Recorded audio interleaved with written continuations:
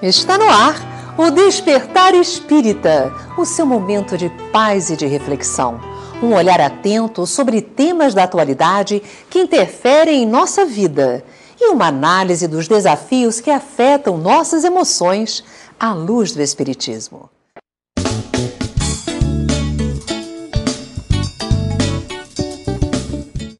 As drogas são substâncias químicas que causam alterações no corpo ou na mente de uma pessoa. O consumo de drogas está presente em todas as sociedades humanas, ora em rituais religiosos, ora em festas, ora em momentos de fuga da realidade. O objetivo principal é sempre buscar um estado de euforia, alegria ou superexcitação capaz de provocar momentos de bem-estar.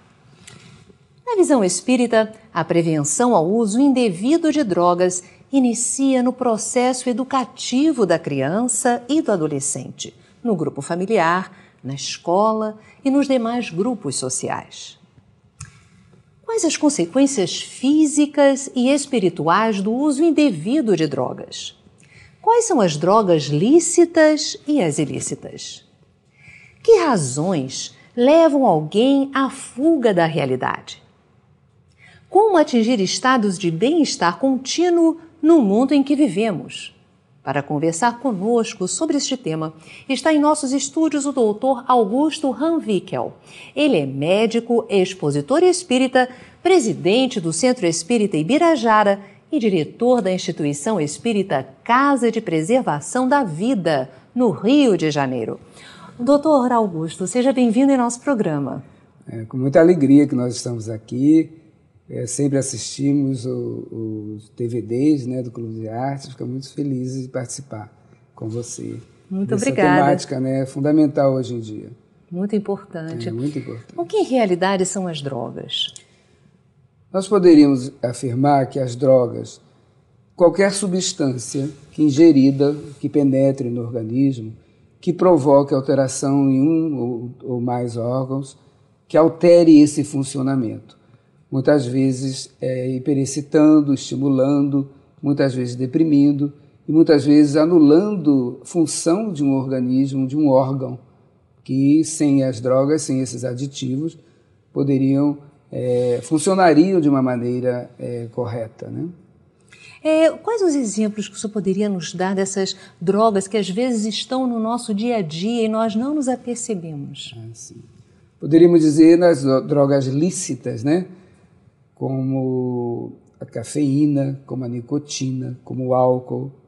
As drogas ilícitas, que muitas vezes elas vêm e chegam ao nosso ambiente sem que sequer percebamos, né?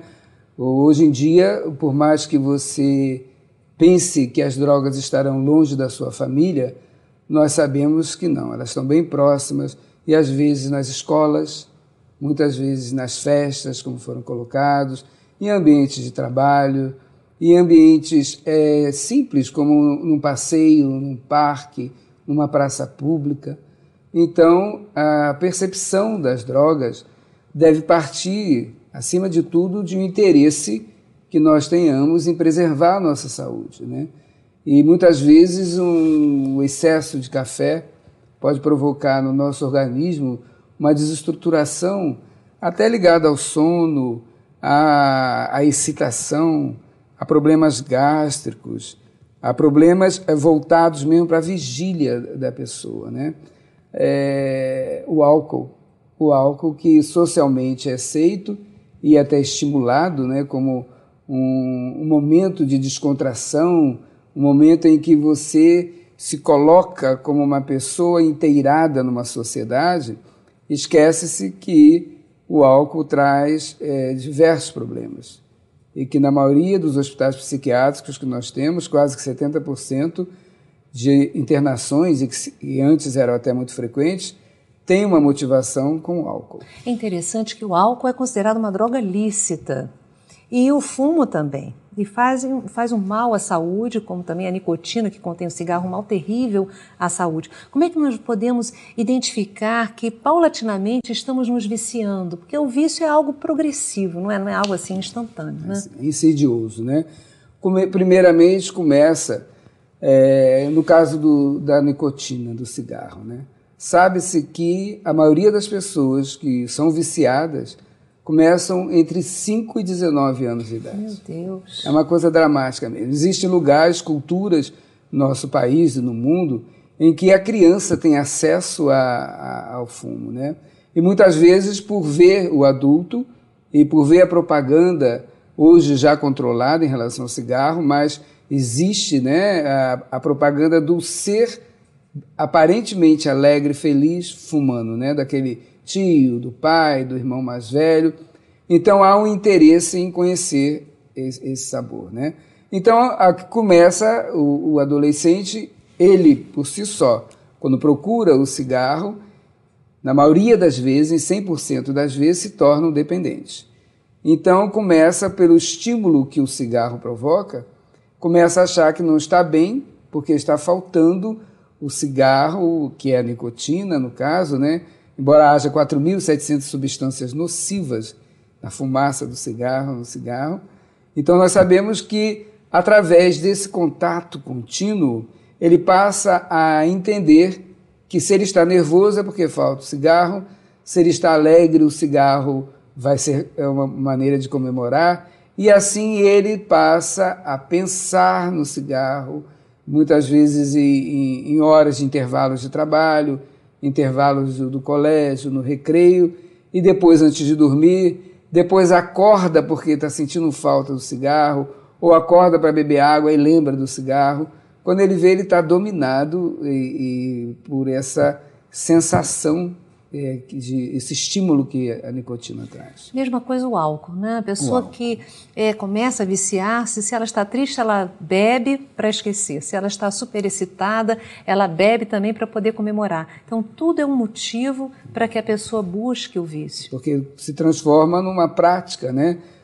Inicialmente, quando ele toma uma quantidade de álcool, socialmente falando, ele tem uma desinibição.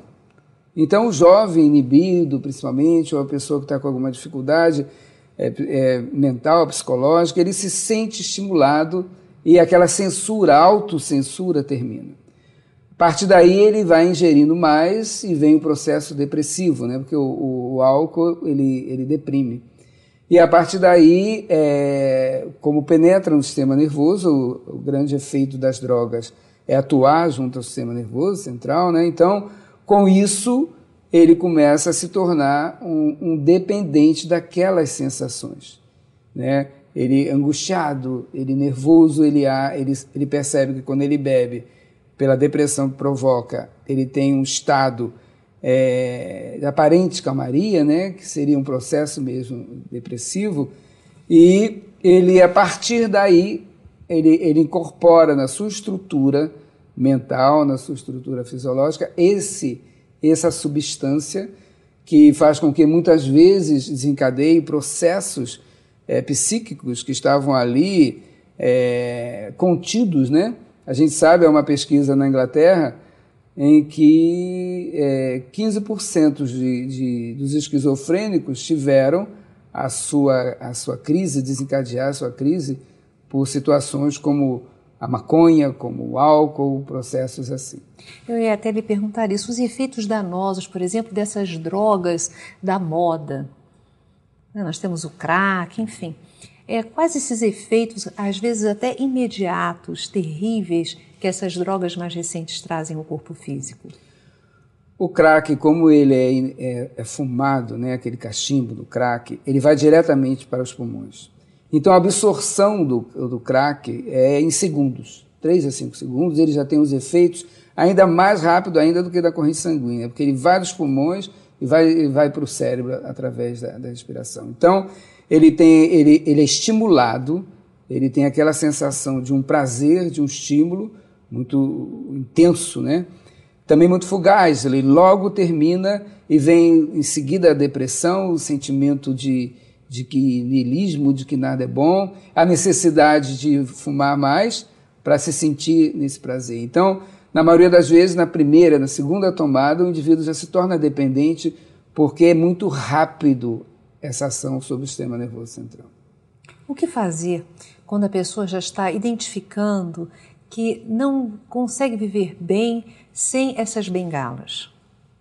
O que também motiva uma pessoa a procurar sempre uma bengala para poder continuar vivendo? Na realidade, antes de buscar essa bengala, nós sabemos que existe uma dificuldade do indivíduo com ele mesmo, uma não aceitação de várias situações. A questão das drogas, ela passa por 3 itens que eu considero importantes: a pessoa, o meio ambiente em que ele vive e a droga propriamente dita. A pessoa, ela está inserida num contexto grupal, inicialmente no aspecto menor, que é a família, que é a célula de uma sociedade, né? Da família que sai as pessoas que vão compor esse grupo maior que é a sociedade.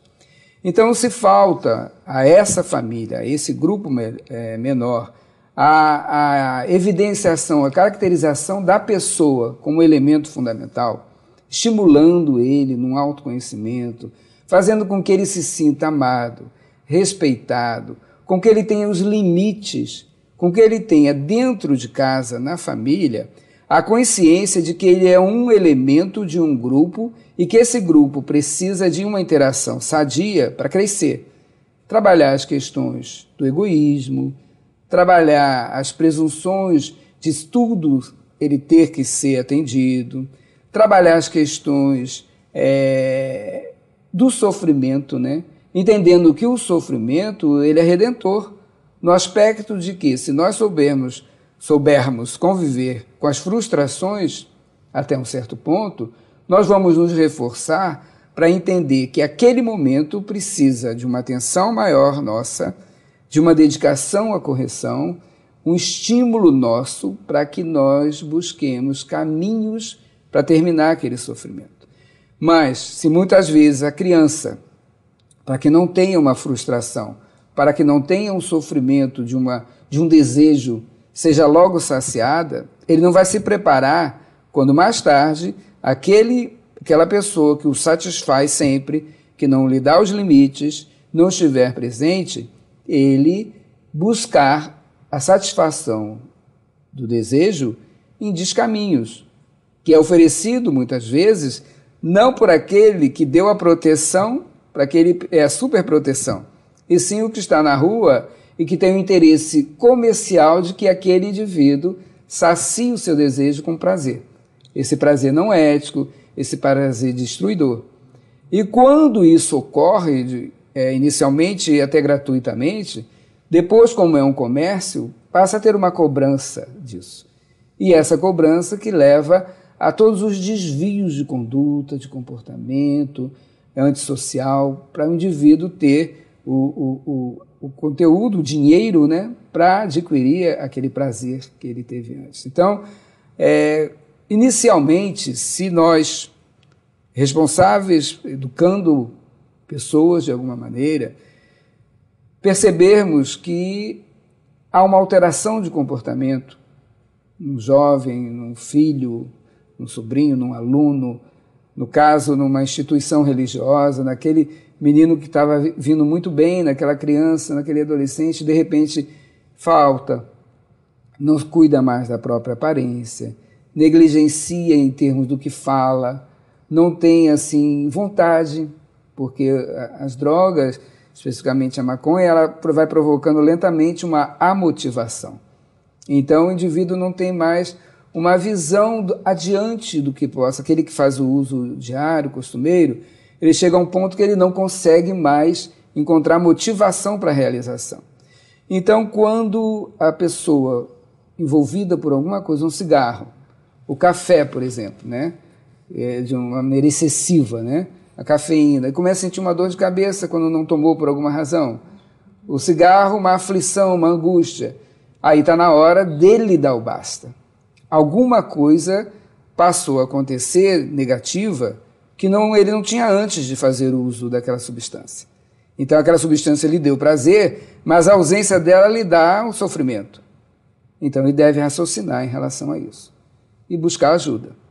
Primeiro, porque nós temos, se você for falar em drogadição, a grande maioria para. Um grupo menor continua e não tem mais como reverter. Porque aquele que tem uma vontade firme, eu quero parar, no começo ele consegue, no começo. Depois passa a fazer parte, integra a estrutura dele. Né? Agora, o senhor é um dos diretores de uma obra social muito interessante. Eu gostaria que o senhor conversasse conosco sobre ela. Sim.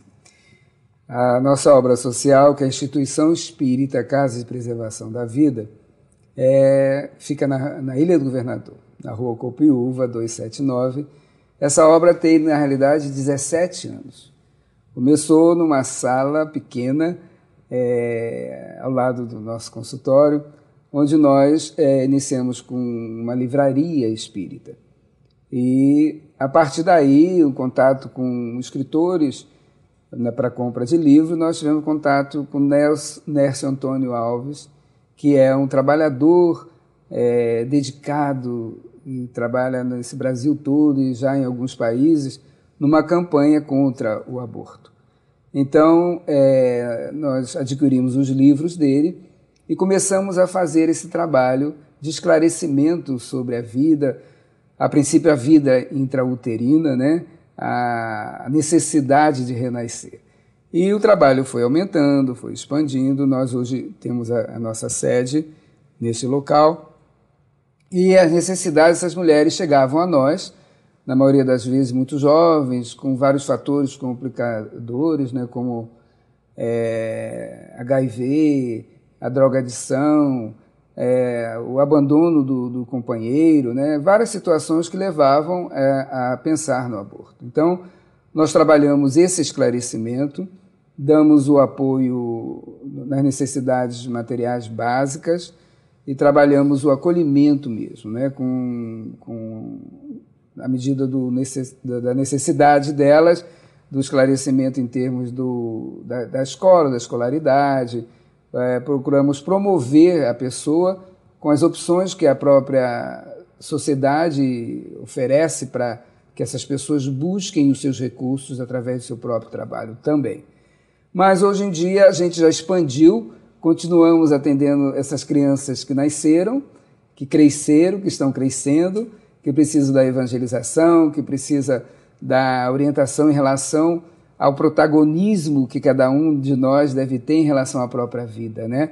Buscamos não permitir a dependência e sim a liberdade de si mesmo, né? Através do autoconhecimento, através do que a doutrina espírita nos fala sobre isso. E, doutor, o que a doutrina espírita esclarece acerca das drogas, da utilização dessas drogas? Antes, nós precisamos falar sobre o que é saúde, né? Na visão da ONU, na visão da espírita. Né? Nós sabemos que a Organização Mundial de Saúde classifica a saúde como um bem-estar físico, psíquico, social e espiritual, e não apenas a ausência de doença. A doutrina espírita, e Emmanuel coloca de uma maneira muito clara sobre isso, falando com Chico Xavier, que a saúde é a saúde, a verdadeira saúde é a saúde da alma, é o bem-estar da alma. E muitas vezes, para se conseguir esse bem-estar, é necessário que haja a limitação de uma moléstia ou de alguma deficiência que, quando bem compreendida, faz com que o resultado disso seja a saúde real. Então, qualquer substância que venha a interferir nesse processo, nessa conceituação integral, holística do que é ser saúde, vai fazer com que o bem-estar espiritual não aconteça.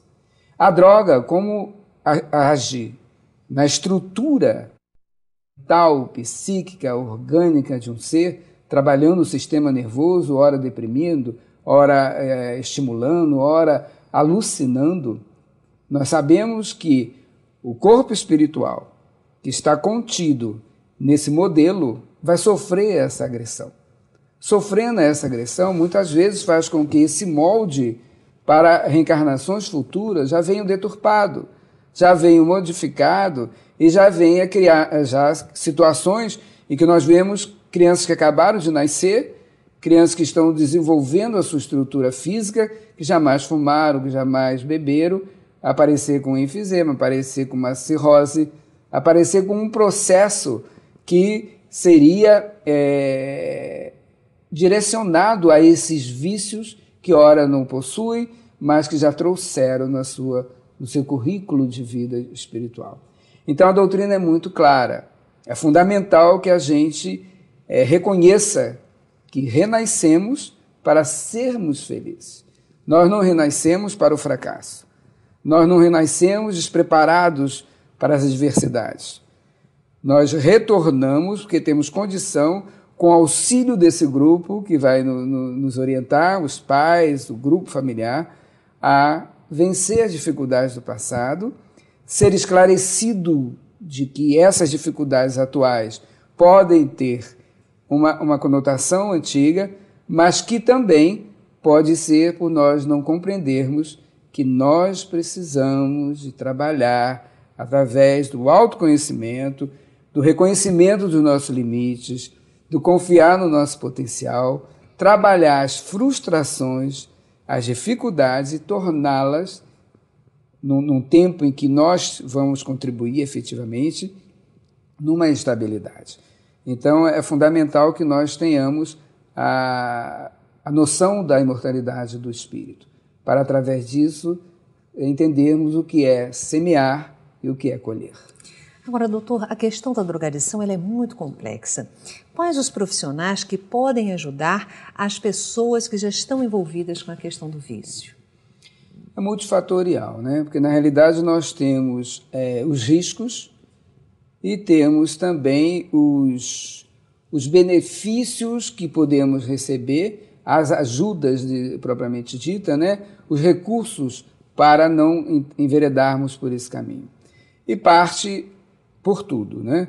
A sociedade em si é um grande risco, quando não estamos preparados para habitar o mundo exterior, né? As ajudas que nós podemos ter para superar tudo isso permeia por todo o grupo. A escola, a família em primeiro lugar. A escola, o profissional de saúde, né? O médico, o psicólogo, os neurologistas, os psiquiatras, os estudiosos do assunto, né? Que através do esclarecimento também nos previne, né? A mídia, essa mesma mídia que muitas vezes é tão combatida e tão assustadora, ela também pode ser um agente de recursos contra a drogadição. É necessário que se fale nisso, que se fale muito, mas que se fale com um conteúdo profundo, não superficialmente. Que não se propague, por exemplo, em novelas, em filmes, a ação da juventude ou de quem quer que seja, utilizando esses elementos como algo que faz parte de um grupo natural. E sim, se isso tem que ser abordado por fazer parte de um contexto, de uma história, deve-se dar também, o ideal que seria que se desse um aprofundamento das consequências. O que aquilo causou? Porque senão fica tão naturalizado que dá a impressão que nós temos que fazer aquilo. Normal. É uma coisa normal. Então, é fundamental que a família converse sobre o assunto. Mas é importante também que todos nós saibamos, profissionais de saúde, trabalhadores das religiões, pais, professores, os pedagogos, sabermos que a informação é importante, mas não é tudo. É necessária a reflexão sobre a informação. Porque o indivíduo só se forma se ele for informado e se ele refletir sobre a informação. Senão ele não se forma. Porque se fosse assim, não teríamos profissionais de saúde enveredando por esse caminho. Porque eles sabem os malefícios. O que falta, na realidade, é passos anteriores onde você olha uma criança e vê que naquela criança existe toda uma história anterior, uma história a ser contada hoje e que posteriormente ela continuará. Então essa criança precisa de refletir sobre a sua vida. O filho que nós amamos tanto, uma criança que nos enternece pela sua ternura, pode estar escondido ali um espírito recalcitrante em dificuldades morais.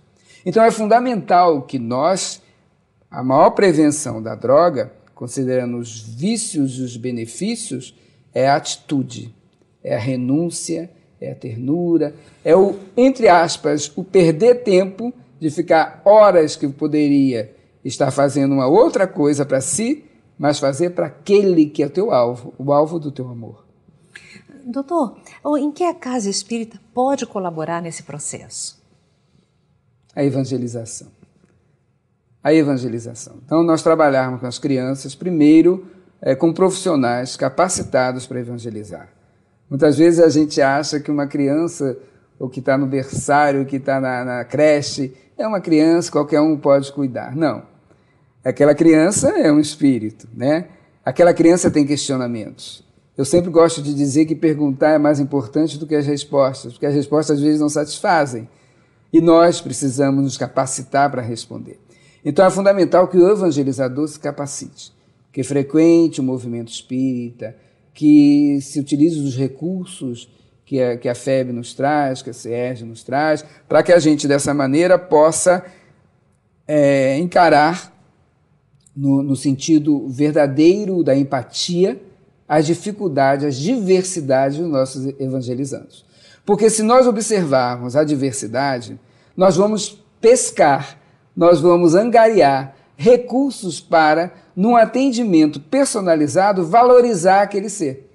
Porque se nós falamos para um grupo, e sempre para um grupo, sem olhar o olhinho que está brilhando, a feição que se fechou, uma lágrima, ou algo que dispersou, se nós não percebermos isso, nós vamos perder uma grande chance de ver um foco familiar, um foco de estrutura espiritual, que pode ser sanado se você chegar a ele, talvez no final da aula, ou no meio da aula, protagonizar aquela criança. Vem cá, vamos lá, o que você quis dizer com isso? O que você está achando disso? Ou vem cá, me dá um abraço, e colocar Jesus.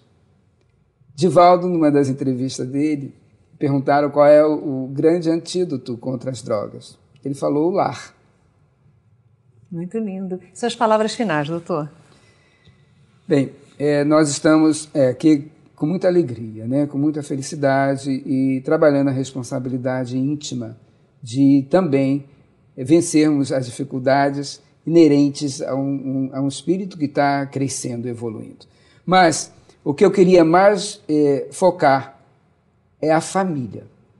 A família receber seus filhos. A família receber aqueles que chegam de outras maneiras. Receber com amor. Porque somente o amor, trabalhado no movimento da caridade, no movimento do respeito, e não na idealização de que aquele elemento tem que ser aquilo que eu sonhei para ele, respeitar se ele está infringindo. Respeitar se ele está, de alguma maneira, sendo egoísta, orgulhoso, se ele está sendo vaidoso, porque esses são os grandes tóxicos do espírito, que somente quando isso não é bem resolvido é que vai para os aditivos químicos, que os aditivos químicos, eles têm no seu bojo todo um conteúdo de quem produziu, de quem distribuiu e de quem que está nos seus castelos, nas suas mordomias, comandando isso.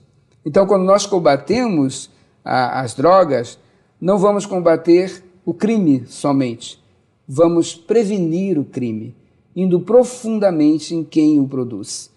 E se nós tivermos uma moral familiar cristã, não vamos temer a moral lá de fora, porque a diferença de moral reforça a moral primária, é aquela que te fez. Muito obrigada, doutor, pela sua presença no nosso programa. Eu agradeço. Faça parte da família Clube de Arte.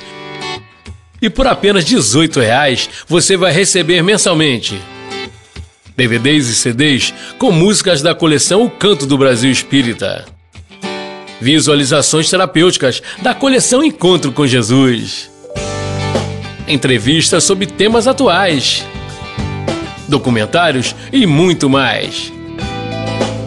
Os associados vão receber neste mês o CD Sexo, com o psicólogo César Said, e um brinde extra, o CD da coletânea Clube de Arte Volume 3, mais a revista Cultura Espírita. Ligue 0 operadora 21 3017 9800 ou acesse clubedearte.org.br. Clube de Arte, a arte espírita a serviço do bem.